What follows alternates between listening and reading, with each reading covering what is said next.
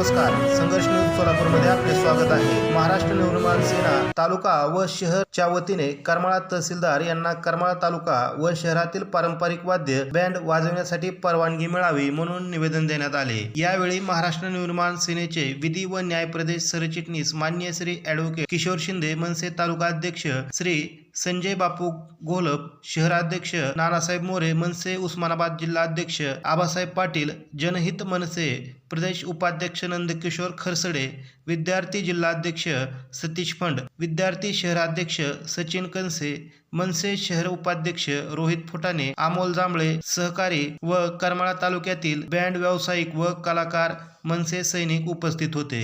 यावेळी संघर्ष न्यूज सोलापूरशी मनसे पदाधिकाऱ्यांनी त्यांचे मत मांडताना काय सांगितले ते पाहू। आज किशोर शिंदे साहेब अध्यक्ष या ठिकाणी पत्र आम्ही देण्यासाठी खास उपस्थित आवर्जून राहिलेले होते। या संदर्भात करमाळा तालुक्यातील सर्व बँड व्यावसायिक व त्यांचे कलाकार सहकलाकार यांच्या वतीने आम्ही करमाळा तहसीलला सोलापूर जिल्ह्यातील सर्व बँड यांना कमीत कमी 20 कलाकार यांच्यासाठी परवानगी मिळावी यासाठी आम्ही निवेदन दिलेले आहे। तरी सततचा ह्यांच्या आज करोनाच्या परिस्थितीमुळं आज अशी परिस्थिती झाली आहे की ह्यांना घर पण चालवता येणार आणि काम पण करता येणार। त्या परिस्थितीमुळे काही ठराविक ठिकाणी जी शुभकार्य चालू असतात त्या ठिकाणी ह्यांनी जर समजा 4-5 माणसांना घेऊन जाण्याचा प्रयत्न केला तर पोलिसांकडून त्यांची गाड्या अडवल्या जातात, त्यांना त्रास दिला जातो, त्यांच्याकडून पैशाची मागणी केली जाते। तरी माझी तहसीलदार साहेबांना व शासनाला अशी विनंती आहे की सोलापूर जिल्ह्यात खास करून सध्या हा बँडच्या संदर्भातला जो व्यवसाय आहे ह्याला कडेकोट बंद असल्यासारखं त्यांनी परिस्थिती निर्माण केलेली आहे।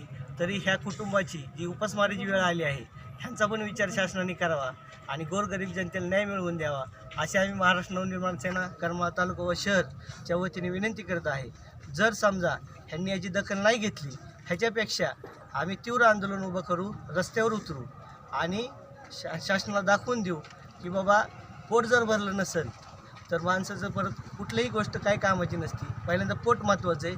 तिथं आता सध्या पीक नको पण कुत्र्यावर अशी अवस्था सध्या लोकांची झालेली आहे। त्यामुळं शासनाने लवकरात लवकर निर्णय घ्यावा अशी मी विनंती करतो। जय हिंद, जय महाराष्ट्र। विजय असो, माननीय राजसाहेब ठाकरेंचा विजय असो।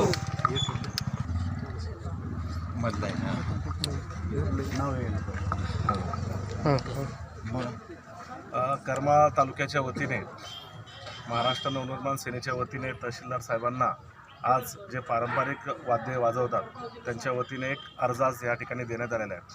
खरं तर आश्चर्याची गोष्ट अशी की उस्मानाबादमध्ये ह्या वादकांना परवानगी आहे, नगरमध्ये परवानगी आहे, बाकीच्या जिल्ह्यामध्ये परवानगी आहे, मग सोलापूर असा काय जिल्हा आहे की त्याच्यामध्ये परवानगी नाही आहे? आणि वादक जेव्हा कलेक्टरांना भेटायला गेले तेव्हा ते म्हटले बाबा बंद कुठे?